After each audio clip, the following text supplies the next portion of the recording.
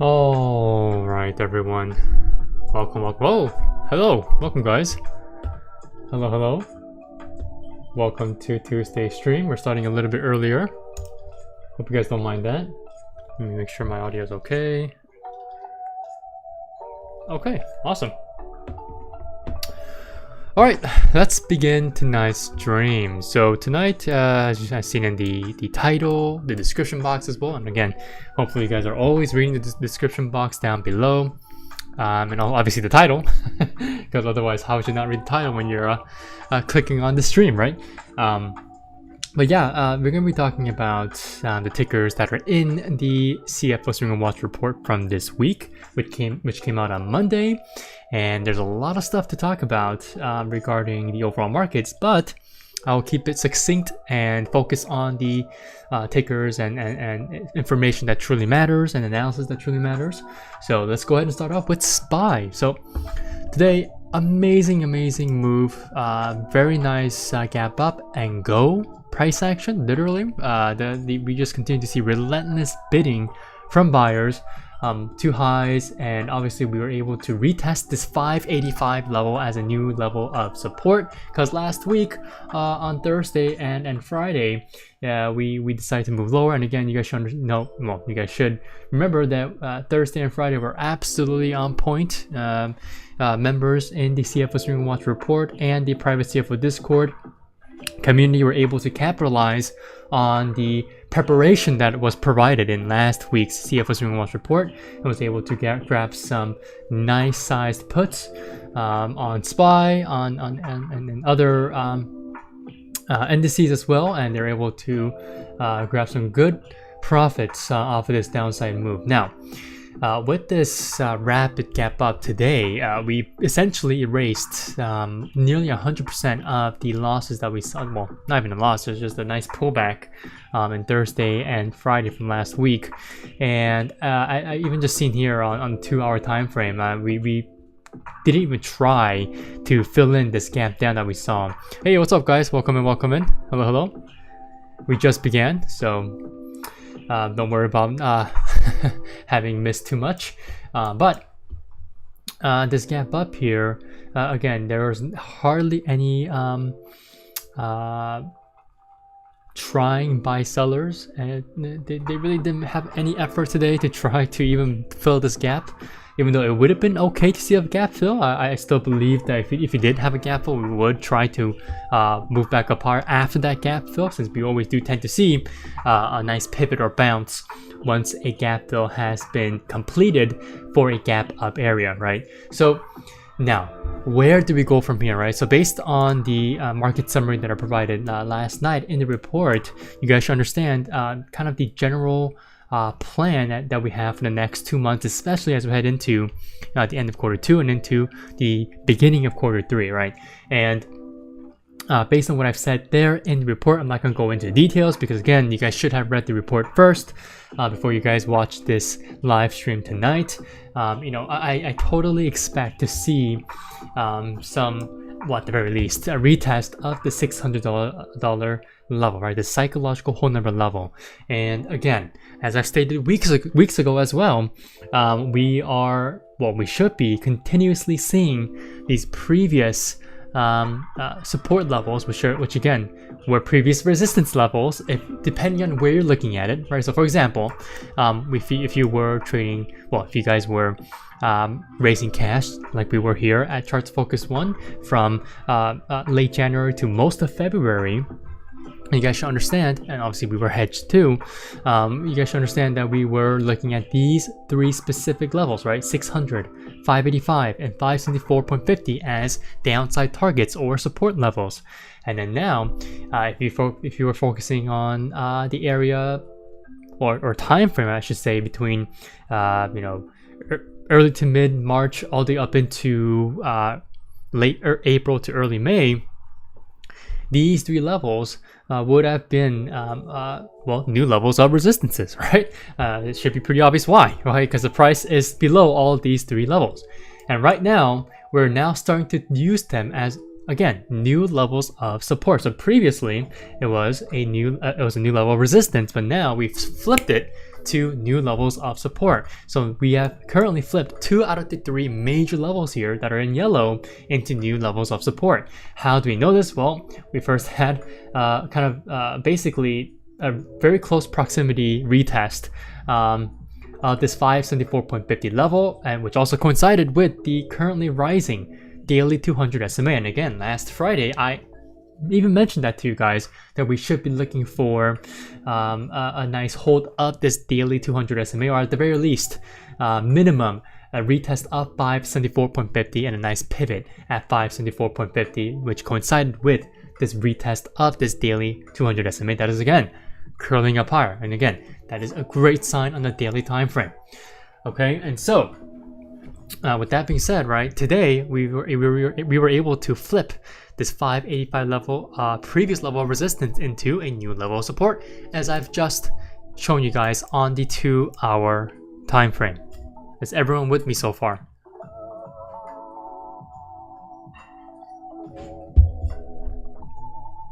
Yes, no, maybe, so. Oh, I see your guys' reactions there. Awesome, awesome. Okay. Well, with that being said, now, again, as I've stated a couple minutes earlier too, I expect to see that $600 resistance level being retested, because again, all these 3 major levels shown in yellow should be retested and eventually be turned into new levels of support. But now, depending on what I've stated, based on the seasonal trends and other factors that I put in the report itself from last night, there is a chance that we can start to consolidate very well, but in volatile oscillations between all of these 3 levels, right? And if that does occur, okay, and as we head into quarter 3, and based on what I told you guys, there is a chance that we can have a nice gap fill of this large area. So between the weeks of May 5th to May 12th. Now, if I remember correctly, I've also stated that this gap up will most likely be going to be a gap up and go area, and that's exactly what we've been seeing for the last 3 weeks, including this week, right, so far. So, you know, this gap up that you see even on the weekly time frame is significant and will be significant in the next 2 weeks, and you guys should highlight that on your own weekly time frame chart for the S&P 500 ETF, or ticker symbol SPY. Does that make sense? Okay, and again, if you guys don't understand what I'm saying here, and if you guys are a reader of the CFO Swinger Watch Report, please read the report again from last night, especially the market summary section. Okay, you guys can't miss it because it is the first section of the report, right? Or you guys can just take a look at the table of contents page. Okay, so you know, with this gap up area and the, you know, the many reasons, plausible reasons for the price to eventually fill in this gap later on in this fiscal year should give you guys some a preparation and timeline as to how you guys should be navigating the markets into the next couple of months, especially into quarter 3 of this year. Does that make sense? Okay, and for all the people who are not in the CFO Swinger Watch Report, and if you guys want to become a reader, please check it out in the link provided below in the description box. Okay, so I hopefully made that pretty clear. So please go ahead and take a look down below in the description box, where you guys will see the link to the CFO Swinger Watch Report. We've gotten a sudden spike in interest as well with the report here as well, and so hopefully you guys can become a part of the many readers of the report itself. Yeah, you guys will most likely gain a better understanding of the markets once you become a reader, and obviously have a better guidance and be able to navigate yourself a lot better as well with this report. Okay, so now back to what I was saying here with S&P 500. Now obviously we're having a very nice V-shaped recovery. Now this is not yet a confirmed V-shaped recovery. Alright, and why do I say that? Well, as I've stated to my members last week, we have yet to make, or at least retest, the current all-time high area. Not even just the all-time high print of $613.23, which is shown on this weekly candlestick's high, but based on this overall area that's shown here. So around 608.50, so $608.50 to oh, did we lose connection here? Oh no, we're right back. So as I was saying, so this all-time high area from $608.50 to around $611 is kind of the desired all-time high area that we will want to retest to give us a higher probability that we will be seeing a confirmed V-shaped recovery.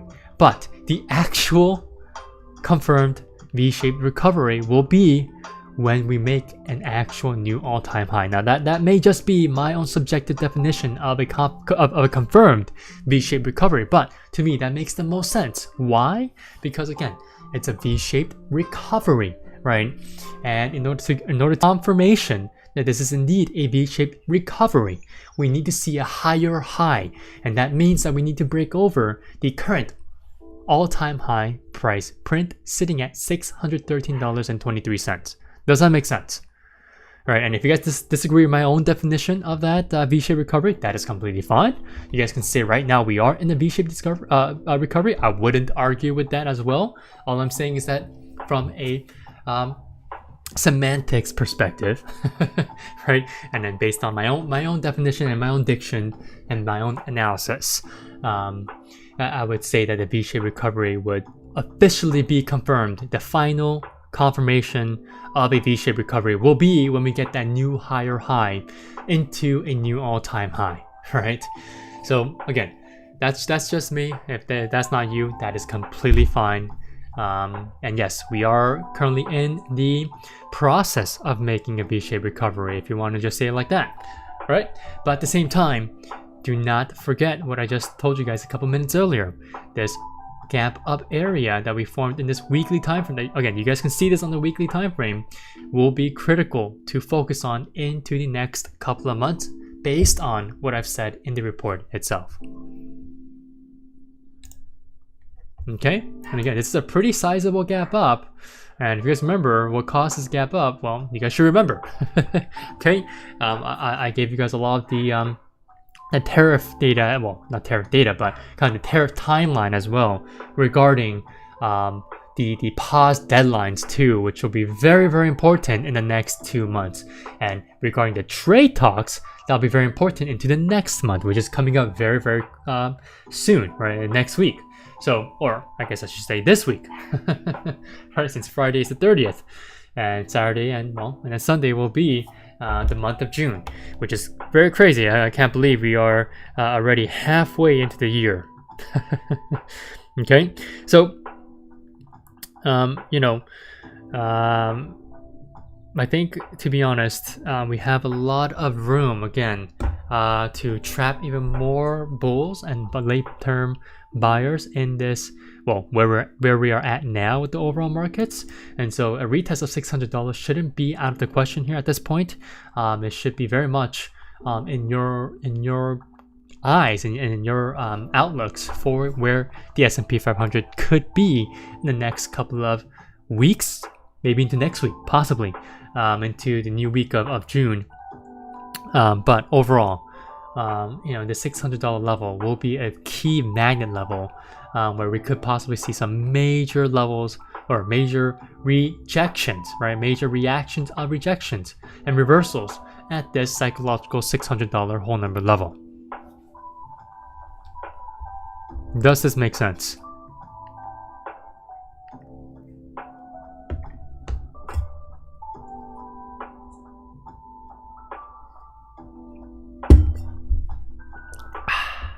Good old water. Water. Water. Bottle of water. Alright, hey, what's up guys? Finally seems some people coming in, some more people coming in. Welcome guys, welcome.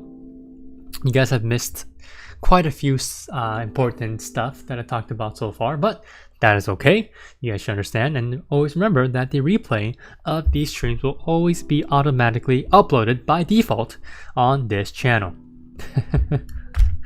All right.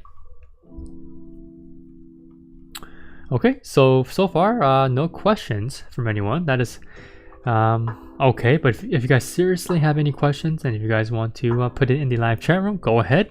I'll be willing to and happy to answer those questions. Okay. All right, so now let's get into the actual swing trade idea from the report. KBH is the official swing trade idea, but as I've stated already, this is most likely going to be a watch list name for the next couple of weeks, into the next couple of months, maybe, depending on how they report for their next quarterly earnings, right? And how they report the numbers that they will be reporting, right? So again, I don't think the official date is out yet from the company of when they report their next quarterly earnings, well, quarter two earnings specifically. But I think it's most people are analysts are expecting the next quarterly earnings to come out around June 16th through 18th, as it says here on TradingView. Okay, but why did I choose this home builder, right? This major, one of the leading home builders out there, and obviously one of the popular home builders in well, publicly traded home builders out there in the stock market. Well, first of all, home builders have been absolutely decimated since the beginning of this year and into last year, as well as kind of the looming interest rates. Okay, where first of all, the fact that the Federal Reserve were not looking for more rate cuts into this new fiscal year, heading into this fiscal year, was definitely a huge scare for the home building group and overall sector, and that's why we saw KB Home and other home builders like Toll Brothers, ticker symbol TOL, and just the overall sector, right? KBH. XHP, right? Beginning to sell off into late last year, and since then it hasn't recovered. And with home builders, we're still seeing a very laggard effect from this initial fall from highs from late last year, right? So, you know, when we come back to KBH, we're at a very pivotal point here, especially from a technical perspective. And you know, this weekly timeline shows this weekly 200 SMA, this yellow line here, consistently providing some long-term support, with as long as buyers are continuously staying at this 200 SMA and defending this 200 SMA on a weekly time frame as an area of, well, last defense and kind of the line in the sand area as well, right? So this weekly 200 SMA also coincides with the major level of support sitting at $50. So this is the midway point from, well, single digit share price all the way up into the triple digit share price, right? So 0, 50, and 100 if you want to take a look at it like that, right? So this midpoint level is a very big level for KBH, since KBH was well on its way into that triple-digit share price. But unfortunately,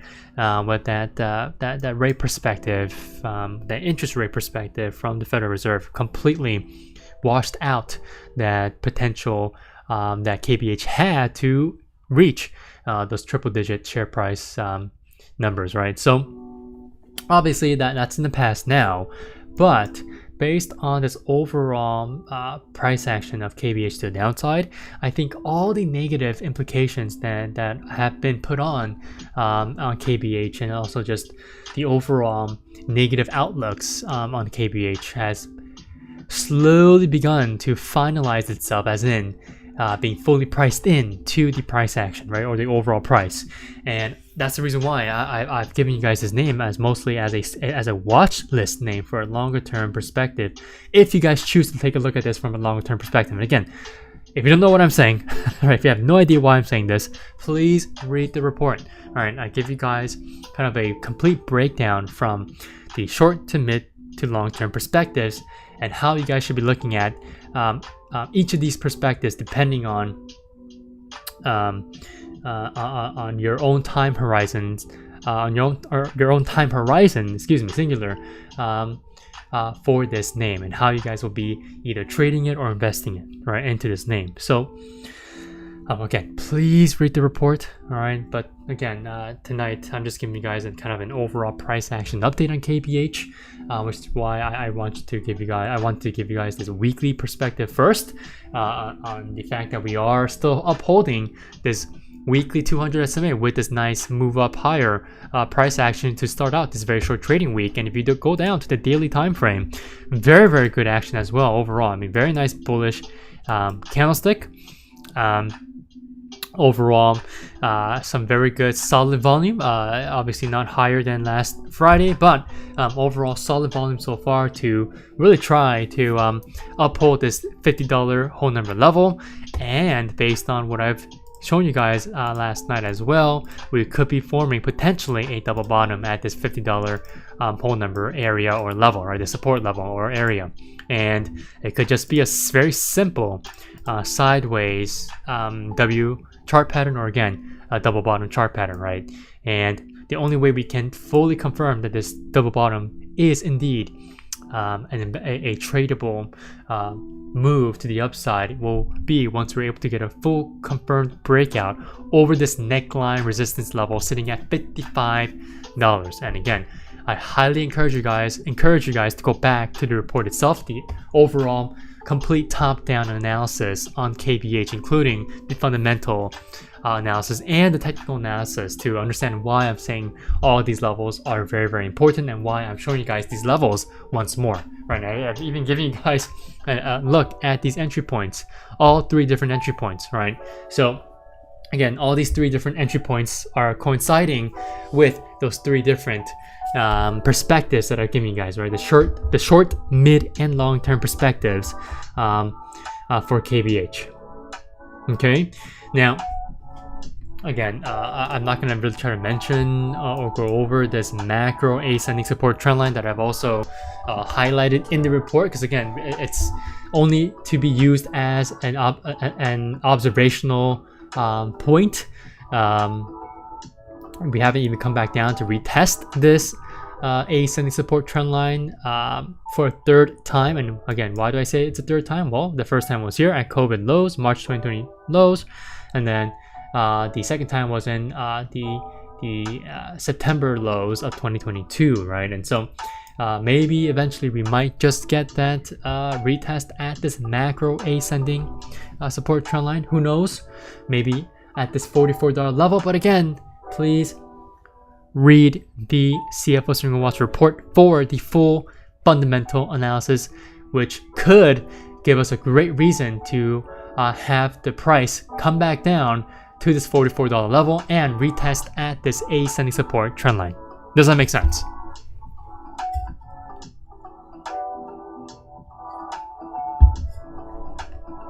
Okay, so with that being said, okay, I'll leave it at that for KBH. Again, mostly a watch list name until preferably for me and ideally for me once I see the next quarterly earnings results.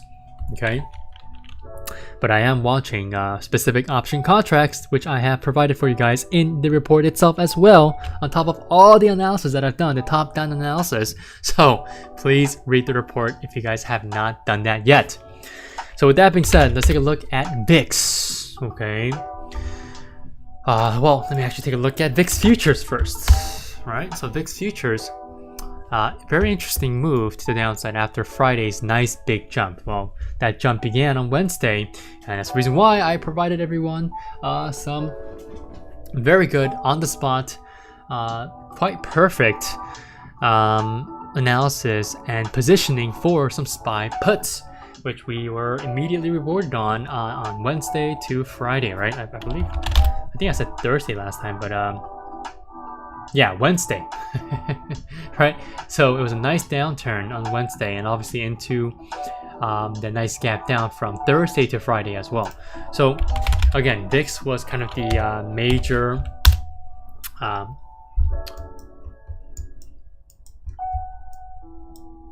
factor in my prediction here as to where the S&P 500 ETF could go.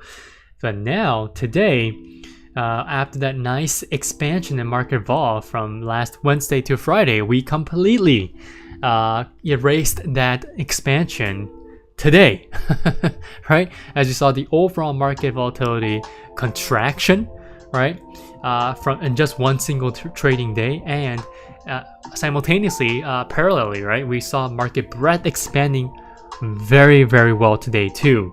So I expect VIX futures to continue to move lower, and to be honest, I kind of expect to see similar action on the VIX that we saw over here, okay, happening over here, right? So from today, right, today's candlestick to tomorrow's candlestick on the VIX futures, right?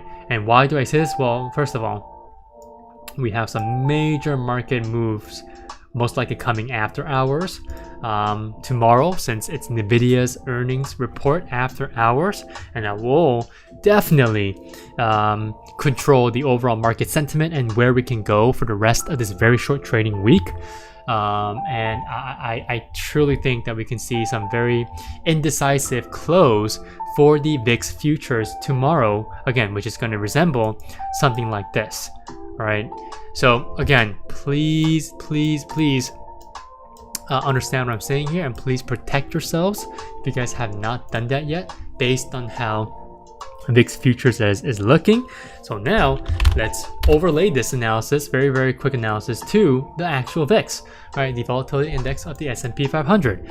So obviously very good rejection on Friday, and obviously a very good open on VIX if you are biased to the long side, as VIX continues to contract from last Friday's expansionary move. And the VIX overall should continue to go back down to at least retest this value of 18 tomorrow, maybe even go back below 18, maybe into the 17.50-ish value. But then again, we might be in a new regime of the VIX. And what I mean by that, well, the 16 to 17 values for the VIX may just be our new lows, right, to consider for the overall equity markets to continue to move up and higher, right, steadily higher. And if VIX just continues to stay within that range of 17, maybe let me actually say correct myself there. Maybe if VIX decides to range from 16 to 18, again, that might just be, or that may just be, the actual new regime of new VIX lows to provide that stair-stepping price action higher for the S&P 500 ETF. Does that make sense? Okay, and again, previously, that low regime that we saw back in 2023 all the way up into 2024 was from 12 to around 14, right? And well, I should correct myself on that. It was mostly late 2023 to around mid 2024, where we saw that new lows of VIX, that new regime from 12 to 14. Yeah, that's probably the better time frame there. A bit more of a specific time frame. Right before we saw more of the macro risks starting to weigh in on the markets later in the latter half of last year, right? So again, maybe, hopefully, I mean, I wouldn't be angry at all if the new well. If VIX decides to come back down to that 14 to 12 range again, that'll be amazing. Maybe we can do that if you start to see that complete confirmation of that V-shaped recovery. And what I mean by that is that, again, as I stated earlier, if we start to see kind of that the price hanging around the all-time high area of 608.50 to 611, ultimately giving us that confirmed V-shaped recovery trend once we're able to make a new higher high, which will also mean simultaneously we'll be making a new higher high, a new all-time high price print that is above $613 and 23 cents. Does that make sense? All right. So maybe if once we're at that level or area of all-time highs, maybe we can be seeing VIX down below, back down below to that 12 to 14 area, that value area. But again, I highly doubt that is going to happen. We continue to see more risk factors, a lot more headwinds, macro headwinds as well, macroeconomic headwinds that will most definitely continue to keep VIX elevated, or at the very least near the critical level or value of 20 on the VIX. Again, that is a very technical. There's a very technical reason for keeping an eye out on that 20 value, and the reason why it's important to understand why I'm saying this new low regime on VIX could be from 16 to 18, which again is dangerously close to that value of 20. Okay, and if anyone has taken the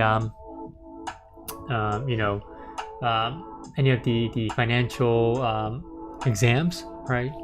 You guys should understand why. Specifically, and let me tell you exactly what exam, the CMT exams, right? You guys should understand why that value of 20 on the VIX is very important and critical in the next couple of weeks, or even the next couple of months remaining in this fiscal year, if this new regime that I've just described to you continues, with the lows being between 16 to 18. Okay, if anyone has CMTs out there, you guys should know, understand what I'm saying here, right? Okay. And if you guys are wondering what CMT stands for, it's Chartered Market Technician. Okay, and hopefully I got that right. I mean,